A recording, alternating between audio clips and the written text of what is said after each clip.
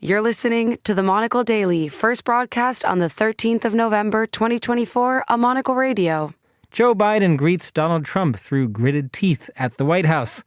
Olaf Scholz ushers in the next major election in the Western world. And where do social media hacks vent their frustrations if X is now off limits? I'm Chris Chermak. The Monocle Daily starts now.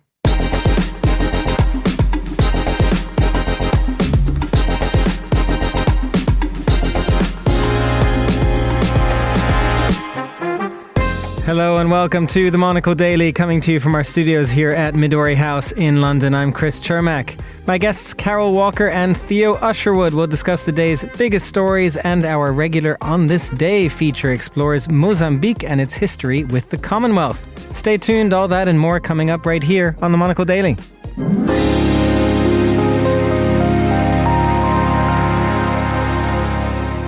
This is the Monocle Daily, and I'm Chris Chermak. I'm joined today by Carole Walker, Times Radio presenter, political commentator, and former BBC correspondent, and Theo Usherwood, political journalist and broadcaster. Hello to you both. Very good evening. Good evening. Good to be with you. I'm going to start, and this is going to get old very quickly, but one more time, I'm going to start with where you both were on US election day and night. What were you up to, Carole? Well, I hate to mention this, actually, on the esteemed Monocle Radio, but I was actually broadcasting on another radio station. That other station that I'm sure... That other radio station. From here in London. From here in London, unfortunately, and spent a great deal of time, 3 or 4 hours, talking about 2 or 3 exit polls, which told us almost nothing except that people cared about both the state of democracy and the state of the economy, and waiting for the results to start coming in, and was just about handing over to a colleague around the time that the picture was becoming clear. But nonetheless, it was an unbelievable night, particularly when so many people in the run-up to that night had been saying, look, it's so close. It's absolutely neck and neck in the swing states. It's maybe Kamala's got a slight edge in the national vote. Yes. And yeah, well, they were all wrong. Although apparently the pollsters, they're all insisting, well, it was all just within the margin of error. But that's another story. Yeah, I don't know. When you get so many different polls and then you can say, well, all of them were still within the margin of error, I do question that a little bit. Theo, what were you up to? I was in a very similar situation to Carole, broadcasting in London, but not for with, another radio station. For not the esteemed Monocle radio station, which was a great shame. Perhaps for 2028, I'll put my hand up for availability now for Monocle. I'm here, ready, if you require me, so I can be with you on that election night. Like a little bit like Carole, actually, I was working, and we got Indiana, we got Kentucky, and we were trying to decipher whether this was just Trump building up votes where he didn't necessarily need votes. Of course, he was expected to win both states, or actually whether it was going to trickle across into those swing states. And initially, we were looking at the Sun Belt, North Carolina, Georgia, Arizona, Nevada, and then it quickly became clear that the buffer that were those Sunbelt states was going to evaporate. And actually she was going to need to rely on the Rust Belt states in the north, Wisconsin, Michigan, and Pennsylvania. And then as I went to bed just checking my phone over and over again, we started to get some early results from some of the districts in, if I remember, it was in Wisconsin and Michigan, where actually Trump was doing much better than expected. And it became, and you saw, the narrative, started to build. It felt like Hillary Clinton in 2016. Yeah. You had strategists and supporters of the Democrat Party sort of scrabbling around going, it's going to be fine, the Titanic isn't going to sink. And you kind of felt, actually, no, the Titanic was going to sink, and Harris was going to go down on the bridge, and Trump was going to win. The mood did shift very quickly. Well, let's stick with the US, because the transfer of power is a time-honored tradition in the United States that went just a little bit sideways 4 years ago when Donald Trump refused to meet with incoming President Joe Biden to usher in an orderly transition. This time around, order was restored just a few hours ago when Biden welcomed Trump to the White House. To catch us up, first of all, on all the news out of Washington today, we are joined by the DC reporter Simon Marks. Simon, how did this meeting between Biden and Trump go? Well, they snuck him in the back way.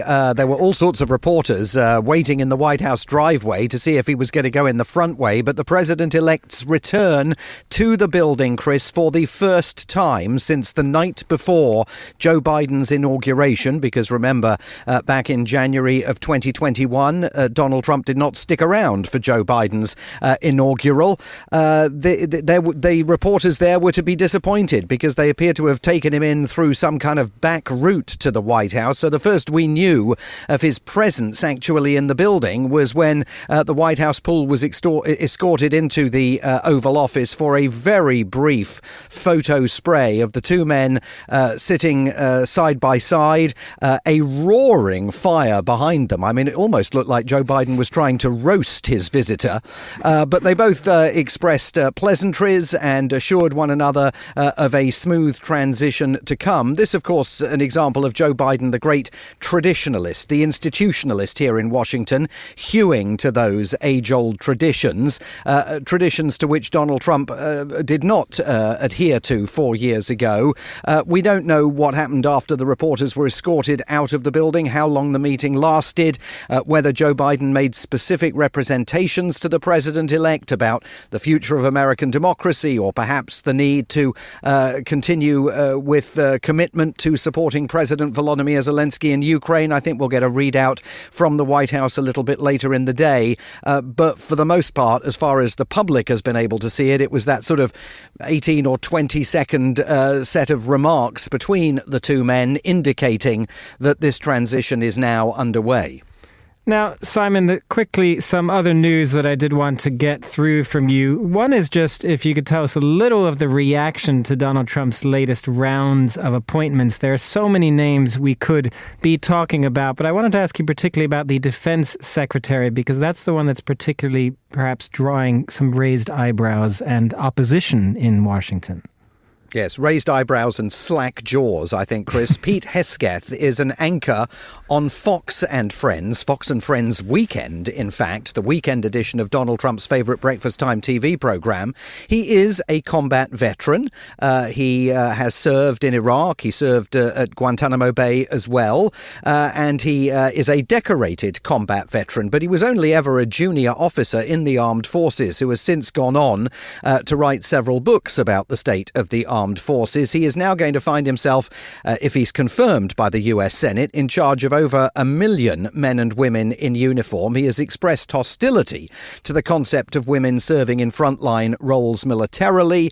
He also absolutely echoes Donald Trump's view on issues like Ukraine and the need to deconflict and to get Ukraine and Russia to sit around a peace table, and presumably from Donald Trump's perspective to try and force the Ukrainians to cede some territory to Russia. But the reality is that Mr. Hesketh has absolutely no national security policy experience at all. And the reaction to his unveiling by Donald Trump down in Mar-a-Lago yesterday has been almost entirely negative. Veterans groups coming out saying that he's completely the wrong man for the job. Commentary in the military newspapers here echoing that viewpoint. And I think, if he does come before a Senate panel for confirmation, it's going to be quite a tough hearing, that one. There are many skeptics here in this town insofar as whether he will ever actually take up position at the helm in the Pentagon. And just quickly as well, Simon, speaking of the Senate, there is a new majority leader of the Senate also just voted on, John Thune. Yeah, Senator John Thune of South Dakota. He was Mitch McConnell's deputy, Mitch McConnell standing down as the Republican leader in the Senate. There were two other candidates that John Thune defeated, John Cornyn of Texas and Rick Scott of Florida. Rick Scott was the favoured candidate by Donald Trump and his Make America Great Again movement. John Thune is more of an institutionalist, having served as Mitch McConnell's deputy. He is articulating today the language of being determined to bring President Trump's agenda through the Senate to success. But I think there will be people in Trump world who are quizzical about the fact that they're now going to have to deal with John Thune in the Republican Senate leadership. They were hoping, I think, for the more pliant Senator Rick Scott. Simon Marks in Washington, D.C. Thank you very much for joining us. Let's bring back in our panel here for some quick reactions to all of that. Theo, let's start with you. I wonder if we were surprised by Joe Biden giving Trump the transition courtesy and all the niceties that we saw at the White House today. Could this have gone another way? It is a very presidential thing to do by Joe Biden. Of course, the irony was not lost on anyone in the room, and I'm sure anybody watching that of course, the transition last time around, back in 2020, was oh so very different, as of course Donald Trump led his supporters for the January the 6th right. So I think it was a significant.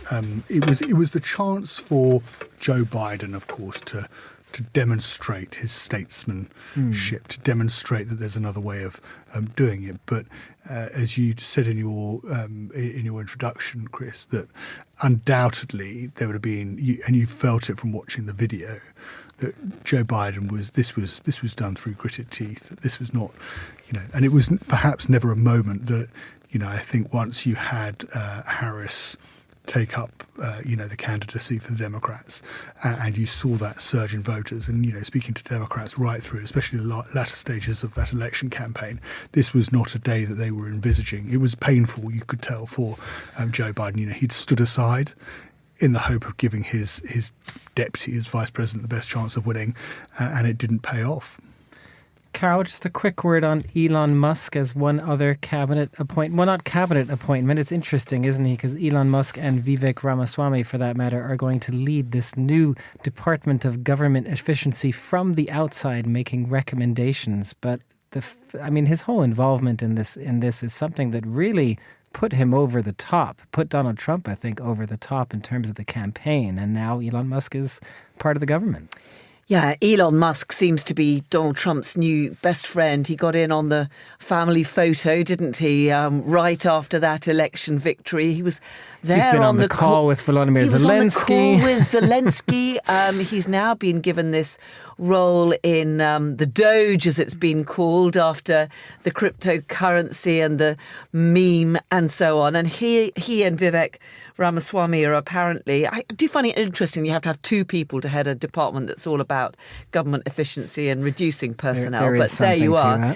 And how you're going to, from outside government, just slash government, which seems to be what his remit is quite difficult to see. But I suppose you can just look at what he's done with X, as it's now called, what used to be Twitter when he took it over. He cut thousands of staff who were carrying out all the compliancy and the checks and so on, and got rid of a whole load of rules and regulations and standards. And we're going to talk later on in the programme about what has happened to X. But I mean, the result, unless you happen to be perhaps part of the MAGA crowd, is that X has become a very difficult place for anyone who has a different view, and pretty toxic as well. And I think people will just be hoping that when Elon Musk carries out this similar approach, or brings his similar approach to slashing the size of the government, that the result isn't the same in terms of the way that the United States is governed. I think one other thing that I'm just struck by, as somebody who has worked for such a long time on British politics, you're just struck by just how different the US system of government is to that here in the UK. And if you're a government minister here in Britain, first of all, you have to be in Parliament. Of course, Elon Musk is not. And second, there are these huge rows about any possible conflict of interest or perception of conflict of interest. Whereas in this case, it seems to be absolutely clear that Elon Musk is going to be pushing an agenda that suits his many myriad of businesses, his entire business empire, from SpaceX to X, Twitter as it was, let alone the electric vehicles. And you do wonder how that is going to play out when we find out what the details of Donald Trump's foreign policy. Well, from the fallout of one election in the world's largest economy to the beginnings of an election in Europe's largest economy, Germany is at the start of a new election campaign after the coalition government of Chancellor Olaf Scholz collapsed. last week. Scholz presented himself rather defiantly before the German parliament, the Bundestag, earlier today. But it is unlikely to do him much good. Scholz is among the least popular chancellors ever in Germany, and his party is almost certain to be ousted from government when elections come around in February. Theo, are we missing former Chancellor Angela Merkel yet? Yes. How many years did Angela Merkel serve? And of course, it feels a little bit like Germany's going through what Britain did, going back, those years from 2016 to 2020. That sort of instability within multiple leaders and multiple elections. I think what's interesting is the timing. Just in terms of the election itself, Scholz wanted to try and drag out the process and potentially not have the elections until March. Of course, now we understand that's actually going to be much sooner. He's bowed to pressure, and we're going to have that vote of confidence December 16th, I think, which of course allows for that election on February the 23rd. But I think what's potentially interesting is that actually, given the 32-point lead with the right of centre CDU, the fact that they have insisted they're not going to do a deal with the AfD, the far-right party, which, of course, we've seen them make some quite significant gains in towards the east of Germany. The fact that the AfD are actually polling ahead of the Social Democrats. I think you could find Scholz's party actually forming part of a coalition after the election, but it'll be with a very different flavour. And I think what's potentially interesting from the UK point of view, and I was reading an interview, it was in the Times with the chief whip at the CDU, was talking about actually the need to reform the CHR, which of course was central to the Conservative leadership election, about how do you introduce a policy, because we, in this country, in Britain, for instance, we think that the issue of small boats crossing the English Channel and the number of migrants we have in this country, the pressure it puts on public services, the pressure it puts on the asylum system, bills running into millions of pounds a day to house migrants in hotels. We think that's just a problem. Many people in this country think it's just a problem for Britain, but actually it's a problem right across Europe. And I think the way the CDU are looking at it is actually the ECHR does need reform, that countries like Germany and Britain do need to have the ability to set up some sort of offshore asylum processing place. Of course, the Rwanda plan was killed off by Keir Starmer, and I think if we end up in a situation where actually the CDU does assume power, as the polls suggest that it will, and they take the chancellery, I think actually what you could quite quickly see is a coalition of more powerful countries in Europe, inside the European Union, namely Germany, come to the table and say, actually, this is something we need to change because of the pressures on our own system, because of migration. And I think that could benefit Keir Starmer if he decides that he wants to actually, his plan to smash the gangs doesn't quite pass muster. It's a really important time, and that's before we get on to the whole question of Donald Trump, tariffs, and the European Union. Well, Carole, maybe to that point, I think Theo there brings up a point about German leadership in Europe, which is interesting because it has been lacking somewhat under Olaf Scholz. He has not been a particularly strong leader within Germany, but also without. So what do you make in that sense of these elections? Is there a chance for Germany to kind of step up again as the country that is able to have more of a voice in Europe? Well, I think, as Theo says, the timing on this is absolutely crucial. For so many years, France and Germany were the leading powerhouses of the European Union, driving that project forward, trying to ensure as much cohesion as possible. Now, Macron himself has been going through his own political crisis. It's very likely that the elections, even when they're held, could lead to weeks, months of haggling before a new coalition is formed. And that comes at a time when most leaders across Europe are frankly deeply worried about the arrival of Donald Trump in the White House. They're concerned about his threats of tariffs, which of course could be potentially very difficult indeed for Germany, which has also got huge economic problems. If he starts slapping massive tariffs on imports into the US of German cars, for example, that would be potentially very very serious. And of course, EU nations are very worried about the future of support for Ukraine. With the exception of Viktor Orban in Hungary, most broadly do want to continue to support Ukraine against Russia. They're very concerned about what a perceived victory for Putin would mean, especially for the security of those Eastern European states. Germany has been, after a slow start, a really significant contributor of arms, military equipment and funds to Ukraine. And if it's going to be in a political limbo for potentially the next 5 or 6 months, I think that is a problem not just for Germany, but for the EU more widely as it tries to work out how to respond to the challenges of Trump Mark II. Well, we are going to have plenty more on Germany in the coming weeks, so let's move on for now, because the UN's climate summit, known as COP29 in Baku, is well underway this week. And while most of the world's biggest leaders are not attending this year, work is going on to secure a series of financing agreements. Leading international financial institutions have pledged $120 billion a year for emerging nations to help them combat climate change. An interesting approach that perhaps takes the onus away from the national governments that are getting a bit more introspective these days. Carole, the COP29 summit couldn't really have come at a worse time, frankly, could it? And when you look at the governments and the state of the world leaders who really have the onus to do something about this. Yes, I think anyone who might have been hoping that this COP process would be gradually driving forward global efforts to really tackle global warming, well, the chances of success this time, or of any significant agreement, are looking pretty slim indeed. Joe Biden sent his envoy. You had to feel a little bit sorry for him because, of course, everyone would be looking over his shoulder and knowing that Donald Trump, who has dismissed the whole idea of global warming and man-made climate change as fake news and a scam, he, of course, famously ripped up the previous Paris Accords on climate change and could well rip up any agreements that are made this time around. As you mentioned, many world leaders weren't there. Modi of India wasn't there.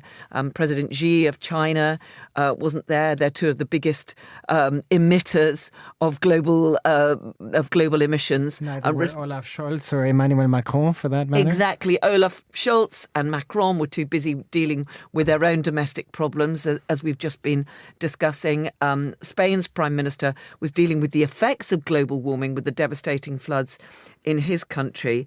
I thought Keir Starmer tried to put a brave face on it, really, saying that UK was now going to show global leadership in all of this. And he did announce what for the UK is quite a significant new goal, cutting our emissions in the UK by 81% by 2035, which seems a curious percentage to come up with. But apparently this is all based on evidence from the Climate Change Committee. But even that hasn't gone down too well at home because people have noticed that in the small print of the Climate Change Advisory's report, it says that to do that, we've all got to stop eating so much meat and fly a bit less. So he's already getting flack from his opponents here in the UK. And I think the simple fact is that while perhaps some leadership from the UK might encourage other European leaders to do more, to switch to greener energy sources, and to be fair to Starmer, he does have an ambitious programme of switching to green energy. There's no doubt that is simply not going to be enough on a global scale. Britain, the UK, produces less than 1% of global emissions. China, you're looking at somewhere between 30 and 35%. And so that anything we do here in the UK, with the US, of course, being the other big polluter, and Donald Trump made his view on all of this very clear. I think it's very hard indeed to see how Starmer can make a significant impact in tackling global warming globally. Though I think the one crumb of comfort that they'll be looking at is to say, well, look, maybe we will be picking up some of those green contracts that nobody else wants.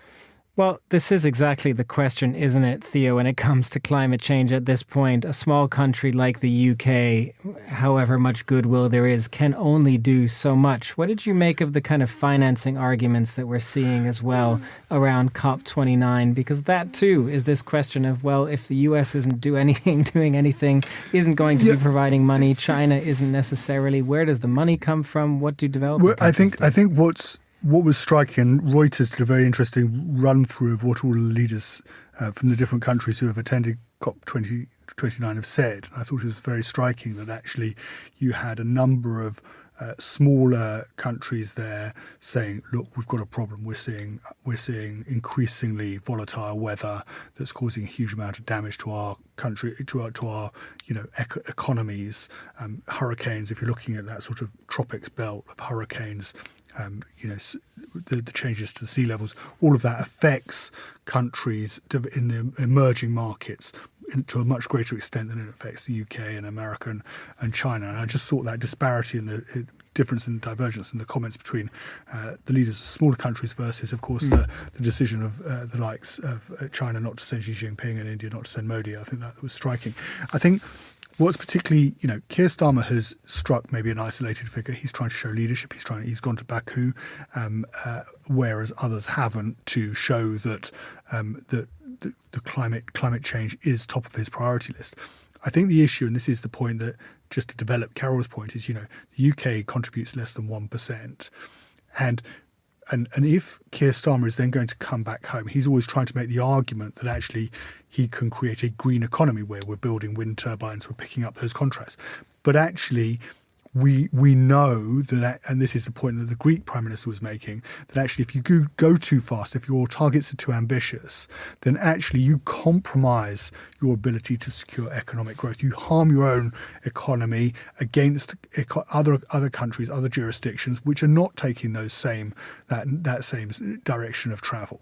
And it, for instance, not eating meat. Well, how's that going to affect the food producers in this country if suddenly we all stop eating meat? That's going to have a huge impact on that particular market. There are many complexities to this, and I think it makes it overall a much harder sell for Keir Starmer at a time when people are facing the pinch at home to turn around and say, actually, you need to tighten your belt some more. We need to invest in wind turbines, but the government's already admitted that we're not going to see that £300 saving by the end of the Parliament. People are going to talking about the environment is easy. It's easy when times are good, but when times are tough, it's very difficult. And I think the knock-on impact of Trump and Xi Jinping and Modi not going is that actually Keir Starmer's job has just got a lot harder domestically. Well, let's turn for the final bit of our panel to the world of social media, which played an outsized role in the U.S. election, if only because the head of one platform, namely X, was firmly backing one of the candidates, both politically and financially. Elon Musk's role, not to mention broader concerns about the direction of content on X, has now led The Guardian to announce that it will stop posting on X, which, to be fair, is not an announcement that is going to cause the likes of Musk any sleepless nights, I'm sure. I mean, Theo, how does this help, I guess? Are we sort of just cocooning ourselves or taking away avenues of communication by dropping off a major platform like X? Where do we go from there? I think for the Guardian newspaper, or Guardian, the Guardian per se, I don't think it's necessarily a particularly damaging decision. I think it's, that we live in much more of an echo chamber now. I think the Guardian probably has got 27 million followers that it's going to lose, but really is it that much of a bigger deal given where X is headed, given where users, left of centre users, are now turning their attention to other social media communications. A lot of people talking to me about Blue Sky, for instance. And I think for The Guardian, it's quite easy. What I think is more interesting is actually whether others follow suit in this regard and decide to leave X or Twitter. It's an increasingly toxic environment. It's very difficult. You can either do two things on X. You can either be the journalist from a political journalist point of view. You can either be the journalist who drops the information in, plops it in. You have the new bit of detail that everybody can get excited about, and you put it on X. Or you can be a screaming banshee from one side or the other who gets really upset about stuff. But what we don't have on that platform anymore is any careful or considered analysis, any sort of thought leadership. That has gone, because I think the really clever people who you look to because you want their insights or analysis or whatever, or commentary on a particular issue, they might say something, but they don't get anything back. There's nothing intelligent back. You just get a load of abuse. And I think that's probably, the Guardian's dropped off, but I know, for every major news outlet that's dropped off, there'll be hundreds of individual users who are really valuable on platforms like X who've just switched as well. Well, to be fair, though, Carole, where do you really switch to? There is mention there of some other options, but what's striking about this kind of thing as well is, are we not then, even if there is some rational conversation on other platform, it's only with a smaller group of people. To take your work for another radio station, how do you try and reach across to all sides rather than just reaching to, preaching to the choir, as it were? That's what's kind of incredible about how this divide is developing right now. Yeah, I think it is a real problem, because as a political journalist, Twitter, as it was, X, had become a forum, and it's quite an important source of news. The government puts out new lines and statements. MPs will post their resignation letters on it. It is actually just a valuable source of news and information. But yes, like all other users, increasingly, all the communications that you get from any posts, there's just seems to be an ever higher percentage of people that are just posting absolutely offensive bile. And that, I think, is why, for example, quite a few politicians, quite a few Labour members of Parliament have already come off X. I was interested to note that NPR in the United States has come off because I'm not sure whether it was the platform itself, but it kept being labelled as a state broadcaster, which is not quite accurate. And they tried to rectify this and hadn't been able to get any sensible resolution to the problem. But yes, it is a problem. Theo mentions Blue Sky. I'm not sure I even quite know what Blue Sky is or how I'd get onto it. And the problem then is, if X becomes just the reserve of a lot of people with some slightly weird conspiracy theories and the Elon Musk fan club, it becomes less and less valuable. But unless all those people in the political sphere where Theo and I work move en masse to one of these other platforms, all of which at the moment seem to be very small, it's hard to know what to do. You asked, incidentally, about other media outlets. I think what's interesting is the number of broadcasters and others who are going onto YouTube and using their own YouTube channels. And increasingly, people will choose that. But in a way, it accentuates this problem that you get those silos, and people will watch the YouTube channel of Fox News, if that is to their tastes, and maybe an alternative if that is to their tastes. And the situation that we were used to, where we did have this very broad and I think very healthy media landscape in this country, it becomes harder and harder. And I, for one, actually think it's a real shame that The Guardian is no longer on Twitter. And I'd quite like to know where they're going to go and if anyone else is going there. It's like discovering there's these far more interesting parties going on around the corner, but at the moment they're so small and exclusive, you don't even know if you can get in. We remain forever stuck in our silos. Carole Walker and Theo Usherwood, thank you very much for joining us finally on today's show, our On This Day historical series. This week, Monocle's Andrew Muller takes us to Mozambique and explores its unusually chummy relationship with the Commonwealth. We're a happy family, we're a happy family. Last month in Samoa, leaders and/or representatives of the 56 member states of the Commonwealth gathered for the biennial Commonwealth Heads of Government meeting, usually known by the unusually satisfying acronym CHOGM. CHOGM. Settle down. This latest CHOGM was pretty much true to the form of such events. Lots of photo calls of visiting potentates wearing various traditional clothes and the expressions of people who wish they'd taken that job in the lumberyard, and lots and lots and lots of beating up on the United Kingdom for the various perfidies conducted beneath its flag when the Commonwealth was better known as the British Empire, followed by weary conciliatory acknowledgements. I understand from listening to people across the Commonwealth how the most painful aspects of our past continue to resonate. None of us can change the past, but we can commit with all our hearts to learning its lessons. What is often overlooked or understated, however, by both critics of the Commonwealth, who see it as an obsolete vestige of empire, and defenders and representatives of the country which founded it, is that membership of the Commonwealth has been sought by and awarded to countries over whose soil the Union Jack never flew. The first such country joined the Commonwealth on November 13th, 1995. Mozambique, whose national anthem you of course recognised instantly, was a Portuguese possession from the late 16th to late 20th centuries.